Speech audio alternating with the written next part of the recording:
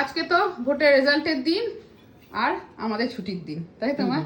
সবাই রাস্তাঘাটে আজকে বেরিয়েছিলাম আমি একটু বাবার সাথে, বাপরে যেন মনে হচ্ছে বন্ধ, এমন অবস্থা, একটা লোকজন নেই, কিচ্ছু নেই।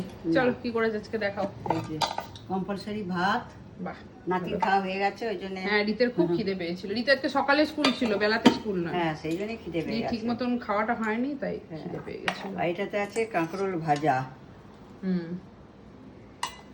আজকে ডালটা একটু অন্য রকম করেছি, দেখো। এই দেখো, কালকে বলছিল যে মুসুরি খেয়ে খেয়ে ওদের মুখে ছাতা পড়ে গেছে, ভালো লাগছে না। কন্টিনিউ মুসুরির ডাল হচ্ছে তো ভালো লাগছে না। এটা কি মুগ? তো মুগ ডাল, ভাজা মুগের ডাল। ভালো করেছো। একটানা মুসুরির ডাল চলছে তো, আলাদা। আজকে হচ্ছে এই যে মোচার ঘন্ট। মোচার ঘন্ট, ছোলা থাকলে অনেকদিন পর হলো। ছোলা দিলে ভালো লাগে খেতে, ভালো লাগে খেতে। আর ছোলা মোলা ভিজানোর টাইম নেই।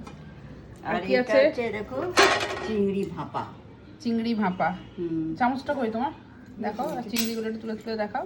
এই দেখো, এই যে চিংড়ি ভাপা। আমরা এরকম চিংড়ি খেতে পছন্দ করি, তোমরা ইচ্ছা করলে মাথালা চিংড়ি দিও। পছন্দ করি মানে বাচ্চাগুলো খুশি হয় বেশি, অনেকগুলো পাই বলে। হ্যাঁ, অনেকগুলো পাই আর খাওয়াও সুবিধা।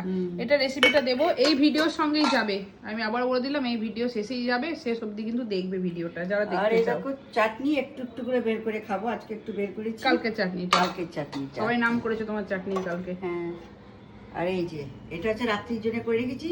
শঙ্কর যদি চিংড়ি মাছ খায় না, ও আর কি খাবে রাত্রিতে? ডিমের অমলেট করে ঝোল, আলু দিয়ে, সবজি দিয়ে বারণ করেছে, কপি দিয়ে পটল দিয়ে একদম বারণ বলেছে, প্লেন আলু দিয়ে ঝোল করবে, তাই আলু দিয়ে ঝোল হচ্ছে আজকে, ডিমের অমলেট করে। ঠিক আছে, চলো দেখি আজকে লাঞ্চের মেনু। আর এই ভিডিও শেষেই আমি দিয়ে দিচ্ছি চিংড়ি ভাপার রেসিপিটা, তোমরা দেখে নিও। আজকে আমি তোমাদের চিংড়ি ভাপা করে দেখাচ্ছি। এই দেখো, এই যে এরকম সাইজের চিংড়ি নিয়েছি। হ্যাঁ, আগে থেকে নুন হলুদ মাখিয়ে রেখেছি। হ্যাঁ, মাখিয়ে রেখেছি। সব চিংড়িতে হয়, তোমাদের আমরা এরকম সাইজেরটা নিয়েছি। হ্যাঁ, এখানে কতগুলো মশলা নিয়ে নিয়েছে মা? কি কি নিয়েছো বলো? এই যে নিয়েছি সাদা কালো সর্ষে, আমাদের বলি সাদা কালো সর্ষেটা মেশানোই থাকে। সাদা কালো সর্ষে, পোস্ত, এটা সব হাফ চামচ করে নিয়েছি, যেহেতু মাছের পরিমাণ কম। নিয়েছি 5টা কাজু, একটু জিরে, সাদা জিরে, আর 2টো কাঁচা লঙ্কা। বেশ, এটাকে মিক্সিতে বেটে নেবে, জল দিয়ে বেটে নেবে। কি দিচ্ছ? আর দিচ্ছি 1 চামচ দই দিয়ে পেস্ট করব। সবটা দিয়ে পেস্ট করে নেবে। অনেকে হয়তো জানো চিংড়ি ভাপা, কিন্তু তবু মা কিভাবে করে সেটা তোমাদের সাথে শেয়ার করছি। এখানে মায়ের মশলাটা বাটা হয়ে গেছে, এবার ওই চিংড়ির মধ্যে পুরো মশলাটাকে দিয়ে দেওয়া হলো। চটজলদির মধ্যে কিন্তু খেতে খুবই ভালো চিংড়ি ভাপা। দেওয়া হচ্ছে স্বাদ অনুসারে নুন, হলুদ। আর দেবে নাকি মা? হলুদ দেবো না, হলুদ মাছেই হলুদ দেবে না তো? মাছে অনেকটা হলুদ আছে, একটু দাও না তো, গ্রেভিতে না হলুদ হবে না। ঠিক আছে।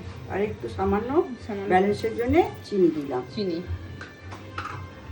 আর দিচ্ছে একটু হলুদ, সামান্য হলুদ দিচ্ছি, যেহেতু দাও না তো গ্রেভিতে হবে না। আর এদিকে দেখো অলরেডি জল ফুটতে দিই, মা কমাচ্ছি গ্যাসটা। হ্যাঁ, এবার দেওয়া হচ্ছে কাঁচা সরষের তেল। তেলটা একটু বেশি লাগে।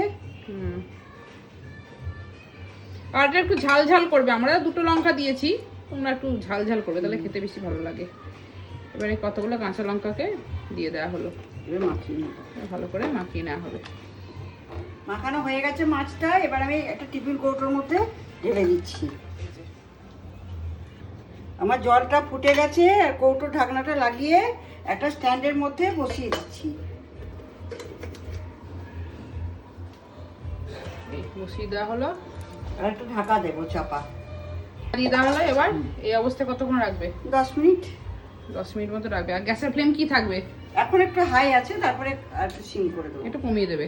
10 মিনিট মতন রাখবে। ঠিক আছে, তাহলে 10 মিনিট পর দেখাচ্ছি তোমাকে। কতক্ষণ রাখলে মা? এই তো 10 মিনিট।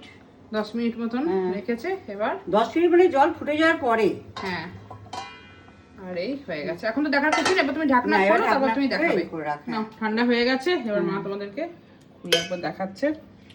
এই যে হয়ে গেছে একদম সুন্দর, তোমার জলের মাপটা পুরো সব একদম পারফেক্ট হয়েছে। হ্যাঁ, তো এটাতে না এমনি ডাবে জল দিলেও ভালো লাগে। ডাবে জল দিয়ে তা তো ভালো লাগবে।